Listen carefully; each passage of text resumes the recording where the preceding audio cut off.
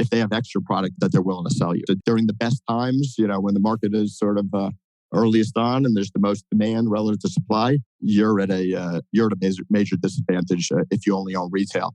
And you're also at a disadvantage if the market gets more mature and you're competing with these vertically integrated operators that can afford to make less margin at retail because they're making money on the manufacturing. If you only have retail, it's really hard to compete, from a price perspective. This is The Dime. Dive into the cannabis and hemp industry through trends, insights, predictions, and tangents. What's up, guys? Welcome back to another episode of The Dime. I'm Brian Fields, and with me, as always, is Kellen Finney. And this week, we've got a very special guest, Jason Wild, chairman of TerrAscend. Jason, thanks for taking the time. How you doing today? Good. How you guys doing this morning? Doing well. Kellen, how are you doing? Doing well. Looking forward to talking to Jason and holding down the West Coast. I think it's two East Coasters we have today, eh? Yeah, Jason, for the record, your location is? I'm in New York. Nice. So another East Coaster, let the record state. So Jason, usually when we start, we ask our guests how they got into the space and kind of a little background about them. But I prefer to kind of switch it up today and ask more about, take us through a week, the different hats you're wearing, the different conversations and ideas that are going through that are on your plate. Yeah. So in a given week, I run a fund and spend probably a good amount of my time on the fund, and then our largest position is where I spend another large percentage of my time, and that's by being the executive chairman of TerrAscend. I look at it as that it deserves. TerrAscend deserves 50% of my time because it's about 50% of the fund, and that's just sort of the way that it plays out. On any given day, it might be more of one than the other, but I would say on the whole, that's how I've been spending my time for the last few weeks. And what that means in terms of working for the fund is talking to investors, working on bringing in some potential new investors. In terms of marketing, although I probably spend a lot less time on that than most other fund managers do. And the other time on the fund side is just dealing with and keeping up with and interacting with the management teams at the companies that we're invested in or companies that we're looking at investing in. And then as it relates to TerrAscend, in any given day, it's going to be talking multiple times per day, talking to our new president and COO, Ziad Ghanem, just about things that are going on in any given day. For the last 5 days or so, I've been actually going down and spending a couple of hours at our brand new or newly opened for rec dispensary in Maplewood, New Jersey, and I've actually just been helping work the lines and help out there. And I just that's a great way to see the business in action and just know a lot more about what's going on. Other things that I do for TerrAscend are I'm very active on the M&A and business development front in terms of talking to new companies, finding new companies for us to potentially acquire or partner with, and that there ends up being some connectivity between. There's a lot of companies that I meet through the fund, and if I think that they'd be an interesting partner or acquisition for TerrAscend, I will usually flip that over and sort of put on my TerrAscend hat and see if there's something that we can do there. So it's a lot of it is sort of borders over into sometimes I'm doing two things at once, I guess. I love it. So let's stay with TerrAscend. Can you kind of give us an overview about the company and kind of value it brings to the space? Sure. So the company, I originally invested in the company back in the end of 2017. They were actually a Canadian LP, like the Canopies and Tilrays of the world. We led a $52 million investment, private placement into the company, which actually Canopy Growth co-invested in that deal with me. And I became the chairman. This was back at the end of 17. At that point, on the fund side, we were only comfortable investing in Canada. So we assumed that TerrAscend would be, that we would run it and just look for deals in Canada and everywhere, essentially not in the U.S. because it was illegal, federally in the U.S. About 7 months later or so, we decided to pivot the company into the U.S. It was right when John Boehner went on the board of Acreage, and I said, if they're if they're going to arrest anybody, they'll arrest him before they before they arrest little old me. So we decided to move into the U.S. Our first acquisition was the Apothecarium dispensary chain in San Francisco, which is considered by many to be sort of the first of the really nice dispensaries and out there in California, and still some of the nicest dispensaries. So we acquired that in the spring of 19.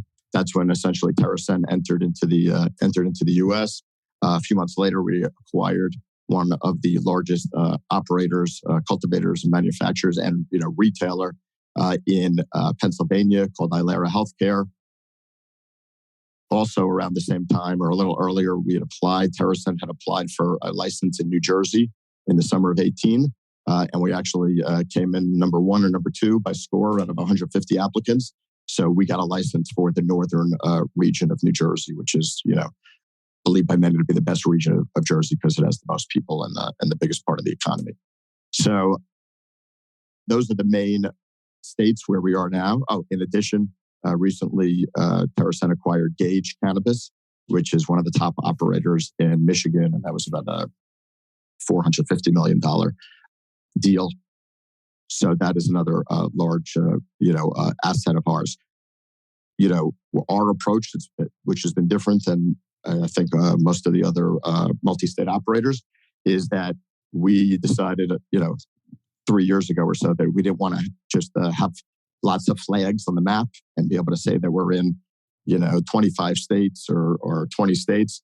Our belief was always that the best way to build the best business is to be focused and only really enter a state if we think that we could be one of the top, 2 or 3 players in that state over, some short time period. And we felt that would afford us the best margins because we build more scale in less places. And also it just give us the best chance of being successful because, if we're in 4 or 5 states, which, where we are now, we're in 5 states, and we're competing with another operator that's in 15 or 20, we think that there is, an inherent advantage. The other reason we do it this way is because our view is that if and when these states get more competitive, especially the limited license states where we have most of our operations, our view is that when they got more competitive, there might be a price at which a grower that's only in 15 or 20,000 square feet of canopy, they can't turn a profit. But if we're one of the most scaled operators in the state and we have more like 100,000 square feet of canopy, that we will still be able to have a sustainable, profitable business. I think that's been the main difference. We've also been, very picky in terms of acquisitions. We've stayed away from the acquisitions that are, like of all the other, say, multi-state operators, because that would just sort of go against the whole strategy that I just mentioned of trying to be focused. And our view is that we'll do best, and we'll be able to build out the map for ourselves over time. The best way by going in and trying to pick, from the best operators in each specific state, like more, essentially buy different single state operators, and we feel like that's the best way to build the strongest footprint. Yeah.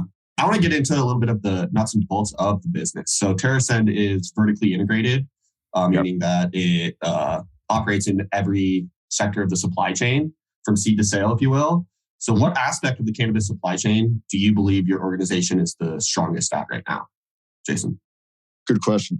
I mean, I look at it as, pretty much there's cultivation and manufacturing, and then there's retail.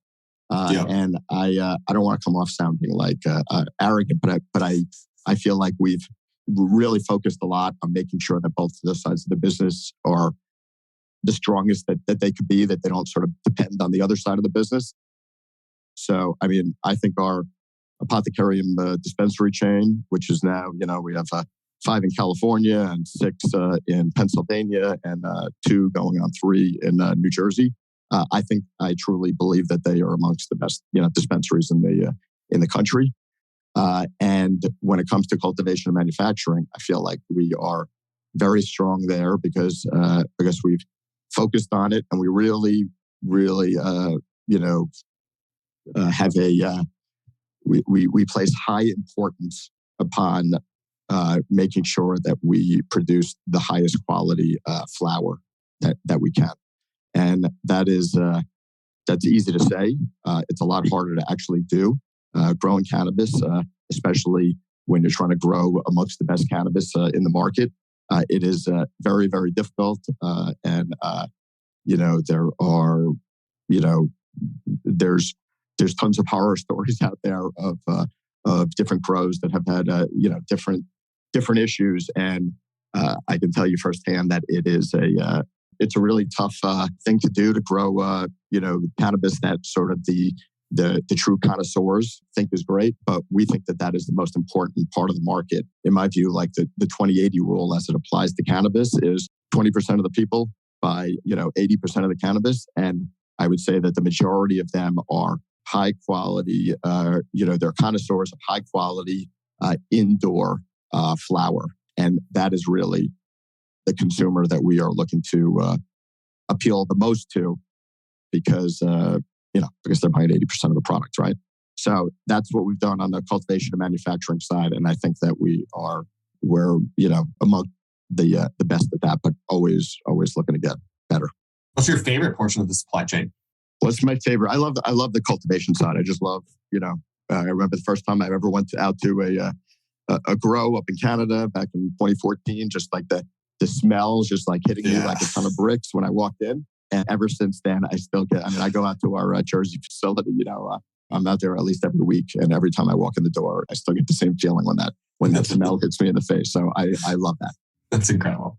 I want to stay on Jersey. I saw you say that when there was a pause between the announcement that TerrAscend won the license, I want to know what that feeling was like in that pause, and then what you felt emotionally after they announced TerrAscend. And then expanding on that, what's the next step? Take us inside that room. Is it how do we deploy New Jersey and get everything ready to go? Or are you focused on Maryland, Michigan, and other states for expansion opportunities? On that call, it was interesting. They had already gone through like the other 6 operators that they approved. And the process was, I believe that the chairman would state the name of the operator and say, I have a motion to approve.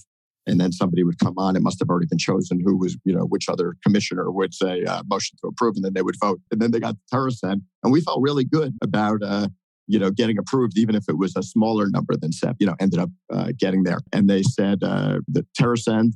And the chairwoman said, do I have a motion to approve? And nobody said anything. And it felt to me like, it must have been 10 seconds. It felt to me like everything froze. I went through all these emotions. I was like, did my line just die? I wanted somebody to jump in and say something, but then it meant, at some point, if they said something, then it meant that it wasn't just my phone that died, which I was almost hoping was what happened. And it actually even took me, to tell you the truth, it might be a little insight or feels like a little bit of a therapy session here talking about it. But it actually took me back for some reason to high school and feeling like everybody went out and went to the party and they left me at home and I was still sitting there waiting by the phone or something like that. And all of that happened in 10 seconds or so. And then the chairwoman repeated it again and somebody came on and said, I make a motion to approve. It's got to be just overwhelming joy knowing, the types of investments that went into it, the emotional investment, and knowing that obviously the East Coast is a massive opportunity. And exactly like you're saying, if everyone else is kind of planting their flags there, that's definitely where you want to compete. So staying on that, after it's approved, are you looking for other opportunities? Take us through the strategy for you and the role you play there. Yeah, absolutely. So New Jersey, what I was so excited about is that we have been spending, we've spent, about $40 million over the last 3 years or so building out our facility. We didn't know originally that it was going to go, that rec was going to be on the ballot. That was obviously a huge positive for us when that happened a year and a half or so ago. And we had been ready and we thought the program was going to launch, in the second half of last year.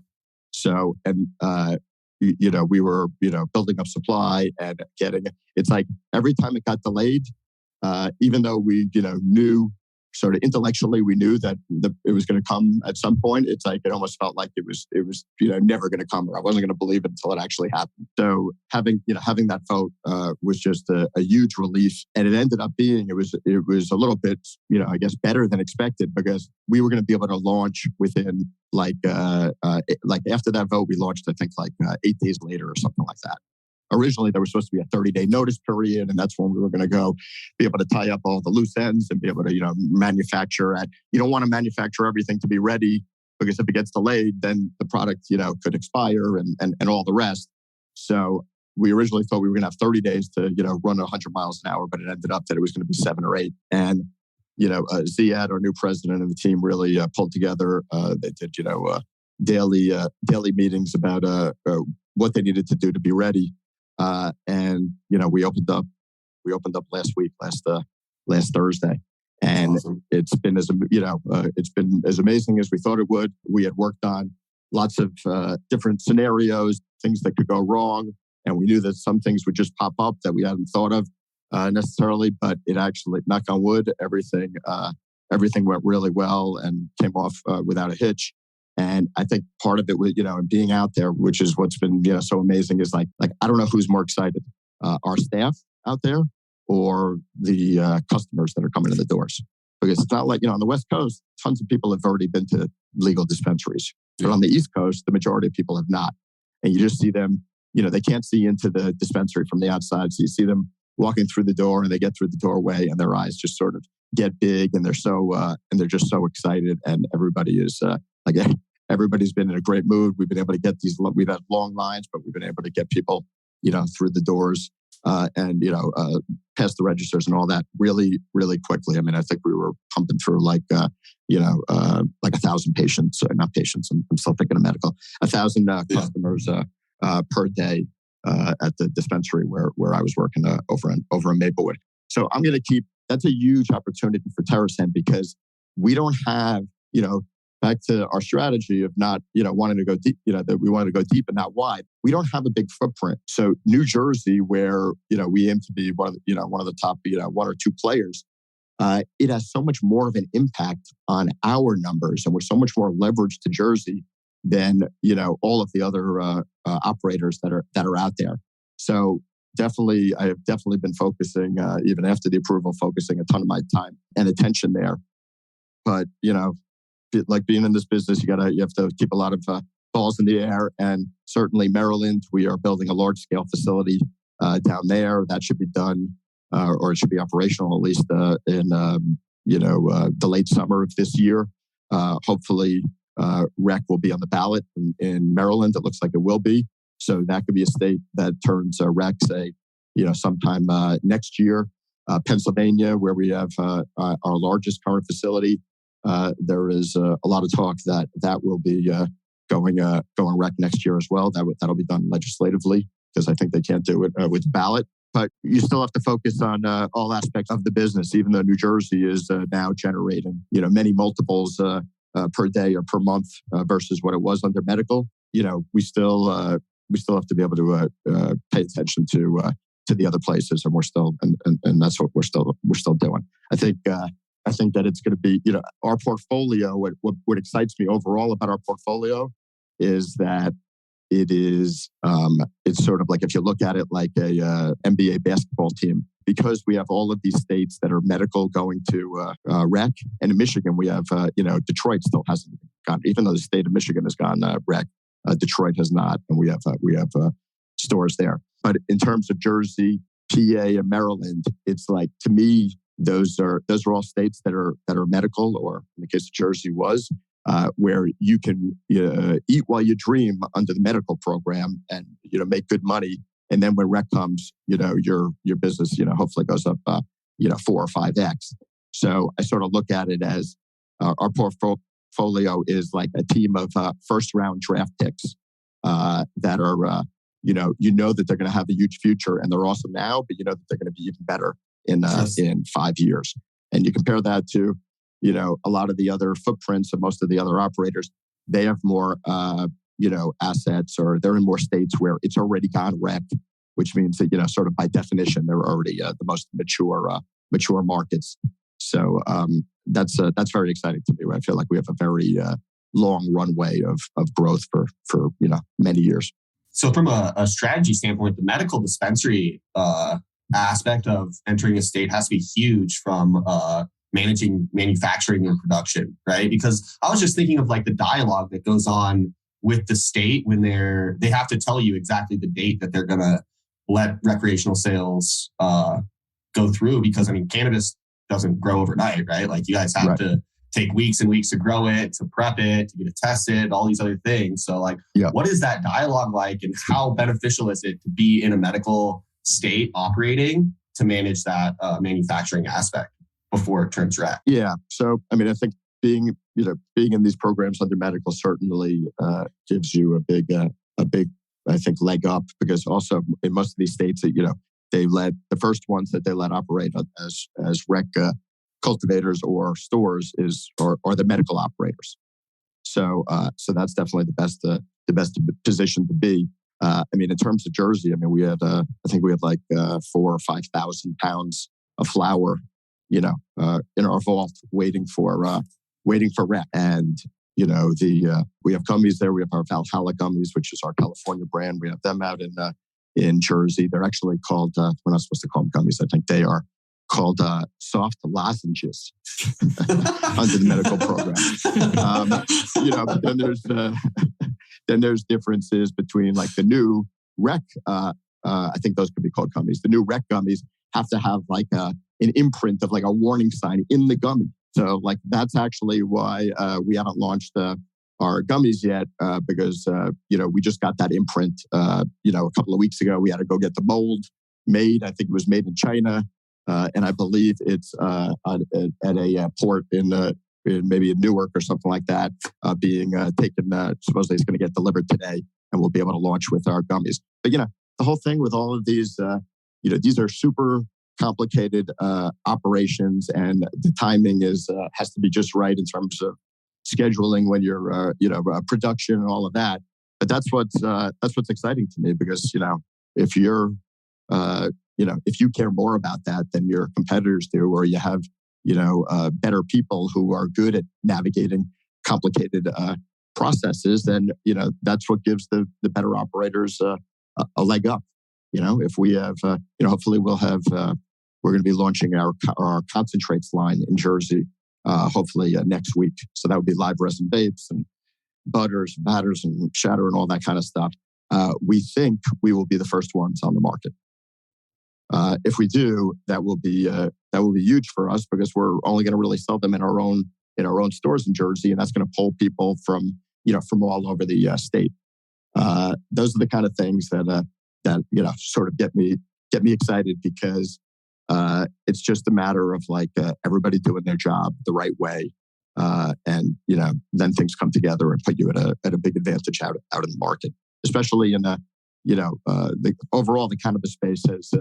Or growth in cannabis has slowed down a little starting last June, when people started leaving the house, and they had other things. They had other things to do other than sit at home and smoke weed, and they had other things to spend money on than that, like going to restaurants and things like that. So in what's not as easy of an environment as it was a year ago, when all the companies now don't have the wind at their backs, what excites me is.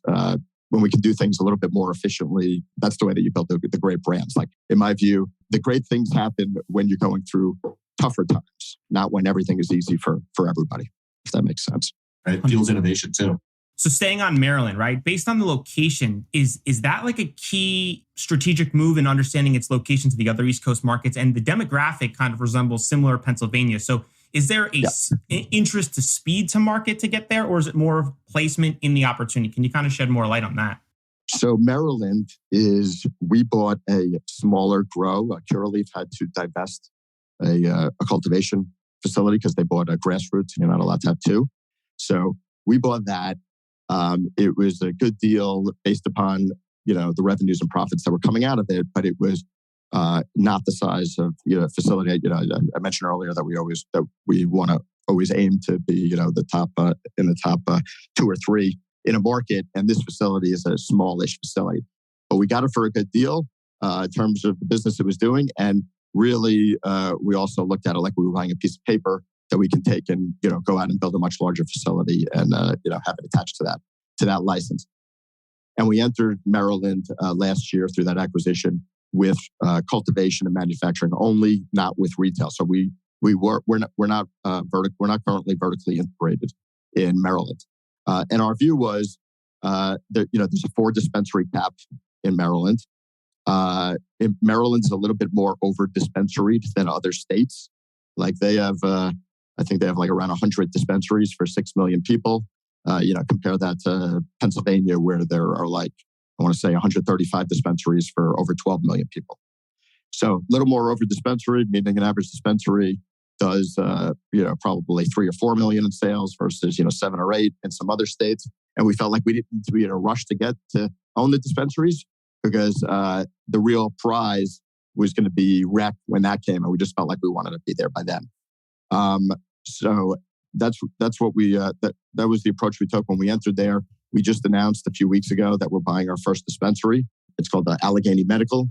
It's cool. I hadn't really looked at the map of the U.S. I don't know, closely, I guess, or understood that Maryland has a weird shape. Like the northwest corner of Maryland is like super, super skinny. And that's where Allegheny Medical is. I believe it's within 6 miles of 3 different states. So if Maryland goes rec when we think it's going to, and we think that it's going to be before most of those other states that we border on, we think that that's an amazing location.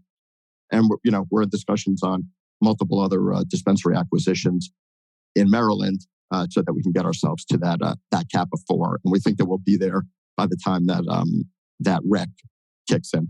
So that was the approach we took in Maryland. I guess the point is we want to be vertically integrated, but it doesn't always work out that way where you can get it all in one fell swoop. And we will enter with cultivation and manufacturing first, but we will not enter with retail first, because if you're a retailer in an undersupplied market, you're always going to be at a disadvantage because you're only going to get product from the other players that are vertical if they have extra product that they're willing to sell you. Yeah. So during the best times, when the market is sort of earliest on and there's the most demand relative to supply, you're at a major disadvantage if you only own retail. And you're also at a disadvantage if the market gets more mature and you're competing with these vertically integrated operators that can afford to make less margin at retail because they're making money on the manufacturing. If you only have retail, it's really hard to compete, from a price perspective. Yeah, and I think manufacturing can create more revenue streams from like tolling and other opportunities too that create a better, a more stable business from a startup perspective. Diversified business too. Yeah. Oh yeah, 100%. When the industry becomes global, do you see overseas being a challenge, let's say, for mass production and cultivation? No, I don't think so. I don't see that happening anytime soon. And I don't think that, like high quality flower, there's no reason to grow that, or there's no cost advantage. Let's just talk about US. People ask about, interstate commerce and all that, right? And that a lot of this stuff's going to come from California. That's because California has, sort of perfect weather conditions and all of that. But there's no advantage to growing super premium indoor flower in a warehouse in California and shipping it, say, to the East Coast. So our view and for a lot of other reasons that we think, high quality premium flower is the way to go. But our view on interstate commerce is that would be the least impacted by interstate or sort of global commerce in the cannabis space. I don't think it's going to happen anytime soon though, where you have product coming in from overseas. I mean, even in terms of pharmaceutical prescription drugs, like any controlled substances, generally need to be made in the U.S. You can ship in API or the active pharmaceutical ingredient, but you can't ship in, manufactured product into the U.S. And I think that would probably remain the same or be similar if cannabis was legalized. With your pharmaceutical experience, what can cannabis operators learn from, let's say, the technology for real-time process control to, let's say, ensure a clean product to avoid recalls and other concepts like that in the future? Yeah, I think that overall, people from pharma, what I find about when I run into or when I work with people that came out of pharma that are in the cannabis space, there's just often a little bit of, or there's more of a focus on quality and safety. Like if somebody comes in from real estate or something like that, I find often those companies have less of a culture of compliance and of quality. I think that overall, there's tons of things that having more pharma experienced people in cannabis where it helps, because these are essentially pharmaceutical manufacturing plants. It's just that they're also growing live plants. But there's a ton of advantage to having people. We have multiple people at all of our facilities that came out of pharma because they just understand the science better. But I think that varies from company to company. I have a quick question. So traditionally, from a manufacturing perspective, pharma has a different set of guidelines they have to follow, right? From a CGMP perspective. And nutraceuticals kind of have their own rules that they follow. Yeah. Do you think that there's going to be that hard line in cannabis from a recreational and a medicinal standpoint? Or do you think that they kind of should all follow the same manufacturing guidelines? Yeah, I think they'll all fall under the same guidelines for as long as the FDA doesn't take control of of regulating, which I don't see that happening anytime soon. But in the meantime, I think that they will stay the same because the states are going to be the ones that are in control of the licensing, and these are the programs that they've already laid out. Whatever the medical program is, I mean that's you're following the state rules, and it will. My view is that it will remain that way in the future, even if we have legalization. When you started your journey in the cannabis space, what did you get right? But most importantly, what did you get wrong? What did I get right? I got right that that there's huge demand for this product, that more and more people were going to be consuming it over time, and therefore this industry had the wind at its back from a growth perspective, especially relative to regular pharmaceuticals. What I guess I got wrong was, we did really well for the first 4 years. We only did Canada, and my view was that was going to be the only place that would be able to attract institutional investors, and therefore, the stocks would do better than the U.S. ones. And that worked really well over that period of time, say from like 14 to 18. I guess maybe in Canada we outstayed our welcome a little bit too long. Like once I realized that the Canadian market and the structure of the Canadian market was not conducive to being able to have a strongly profitable company, I probably stayed a little bit too long. But that was probably a mistake that we made. As I mentioned, we did pivot into the U.S. Starting in 18 and 19, and I think that was definitely right. I mean, it's like the U.S. is the best market in practically every market. The U.S. is the best in terms of the revenue potential and things like that. That's definitely the case in cannabis, and I think that the fact that we were the only Canadian LP that pivoted fully into the U.S., which we had a choice to make.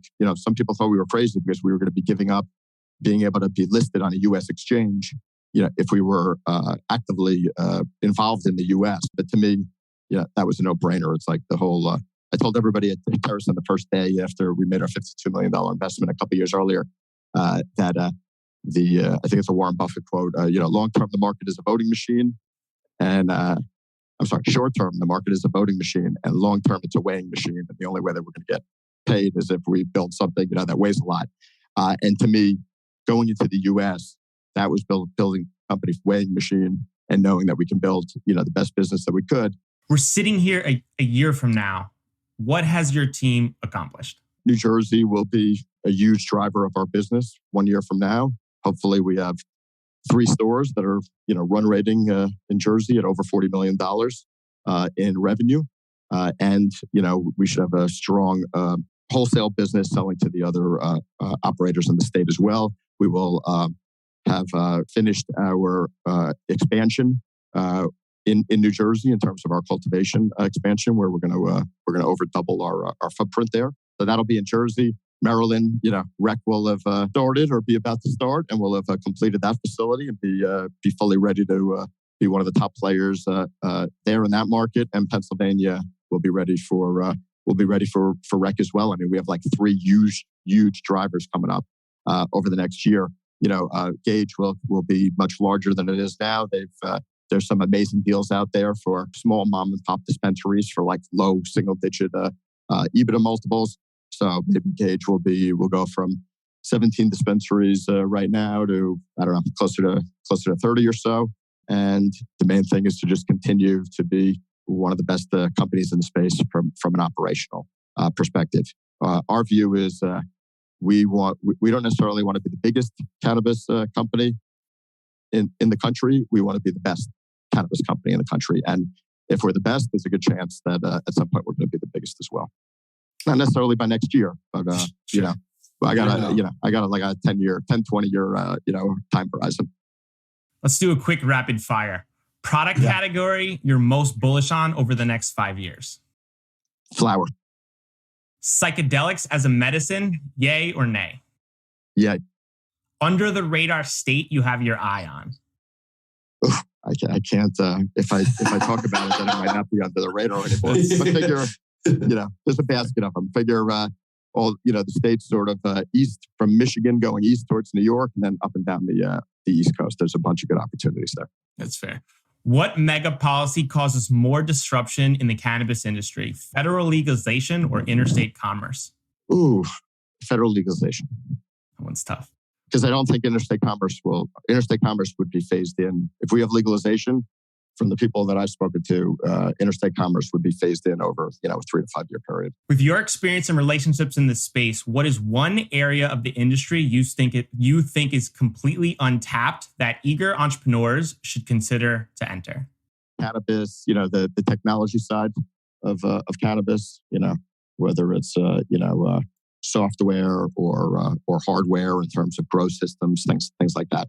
Things that are actual, major improvements and that are best in class products that can help the industry be more profitable. The biggest misconception since you've been in the cannabinoid industry? Biggest misconception, just overall that I think this is all changing, but that people that are cannabis consumers, that they're, lazy and unmotivated. The people that I know that are in the cannabis industry, and especially the ones that also consume cannabis, I find them to be, some of the hardest working, most, some of the most principled people that I've ever met, and extremely, creative as well. Before we do predictions, we ask all of our guests if you can sum up your experience in a main takeaway or lesson learned to pass on to the next generation, what would it be? You don't need to be in your job. You don't need to be a huge success within 1 year or 2 years or 5 years. It's a long road. I've been running my fund now for 22 years. We started with 80 grand, and we didn't hit $1 billion in AUM until 20 years later. So I think the more patient that you could be, the more successful that you're going to be. And it's sort of one thing I would add to it. It's sort of like, don't be focused on that you need to make a lot of money. Be focused on being great at whatever you're doing. And then the money is the byproduct of that. That's really well said. All right, prediction time. Jason, the cannabis industry is fighting battles across multiple fronts between banking, stigma, and regulations. What negative scenario or event keeps you up at night? Oh, what keeps me up at night? Nothing. I think things can't really be worse than they are right now in terms of things that sort of act as roadblocks all the time, like having to do everything within a state and all of these different regulators and things like that. Like we're at maximum a maximum level of difficulty right now, and I actually think that things get better in the coming years. So back to what I was saying earlier about tough times making you stronger. There's a quote that I had read a few weeks ago that I thought was really good. I don't know if I can get it right, but it's something to the effect of hard times make strong men make good times, good times make weak men, and weak men make hard times. And I think that we're right now in the, it's all a cycle, I guess. I think we are in the now where it's hard times, are going to make strong companies. And then, there should be some good times ahead, I guess, before things before we screw it up. But that over the course of 20 or 30 years, I think that we're, nothing really keeps me up at night other than just like, sometimes I'm going to bed and I'm like, oh crap, I forgot to call back, X, Y, Z, like just having a million things to do. Sure. But there's nothing that keeps me up at night from a, anxiety point of view. Kellen? It's a tough question. I would probably say just global events that deter the attention of our politicians from pushing like federal legalization and baking through from legislative standpoint. They have other things they're worrying about, unfortunately, right now. Yep. Yeah, I agree with that. I mean, it's that's sort of, I don't know if that's what keeps me up at night, but it's just sort of, it makes me sad that so many Americans are supportive of cannabis and that we just can't, in this country, we don't seem to be able to get anything done federally. That definitely makes me sad. It's crazy. I'm more fearful of like another Vapegate opportunity. I think something like that with like the negative stigma that comes with it, it's just such another challenge to an industry that's kind of facing like challenges on all unprecedented levels. So concepts like that kind of give me concern because it kind of hurts the industry as a whole, even if it doesn't have anything to do with, let's say, some of the bigger operators or some of the players that are doing things the right way in the space. And I think what we need right now is less of those like distraction techniques that hurt the politicians and the concepts, and less of our friend Governor Ricketts saying that if you legalize cannabis, it'll kill your kids, and more people like yourself, Jason, that are championing like the industry and then the positive benefits, and hopefully some more of this research that comes out that allows people to kind of remove that stigma. Yeah, I agree with that. I absolutely agree with that. I guess the offset of that is, there could be another Vapegate or something like that. But I also think that there's a good chance that in the coming years, we have data start to come out that about, even more of the benefits of cannabis. Like I believe that not only is, say, for cancer, not only is it good for palliative care, but that I think there's going to be some studies that come out that show that cannabis actually has anti-cancer and anti-tumor properties.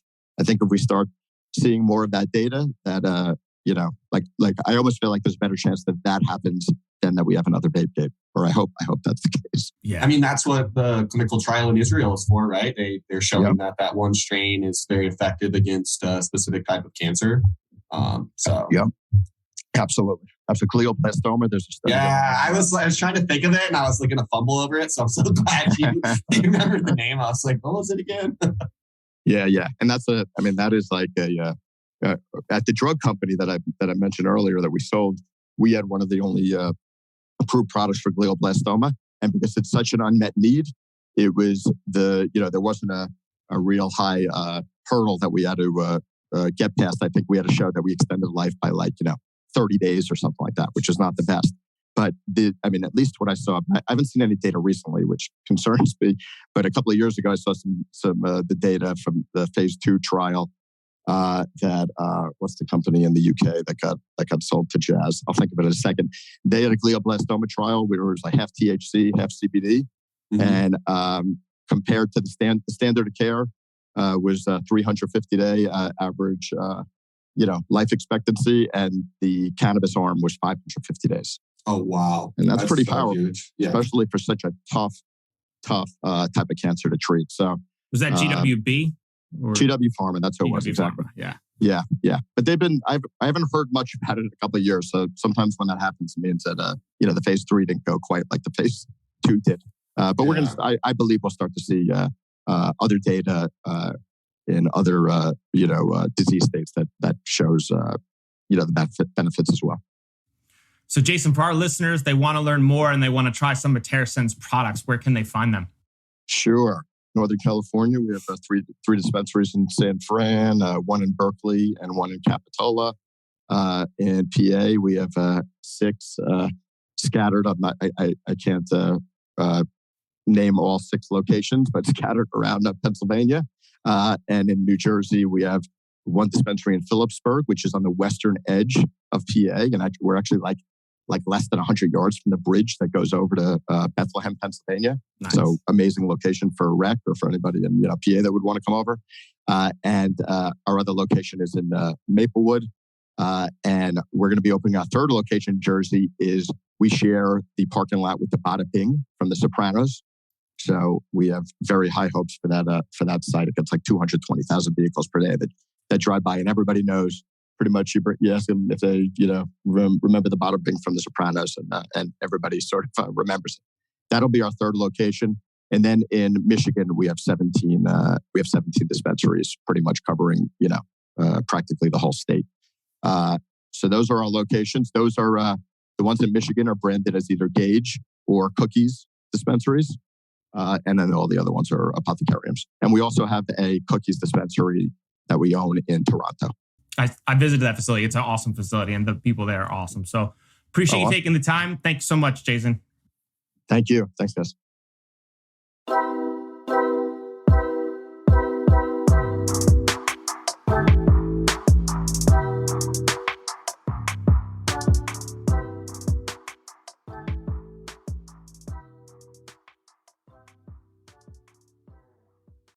I'm Joy Beckerman, and I'd like to invite you to join me with my hemp industry leading guests on Hemp Barons.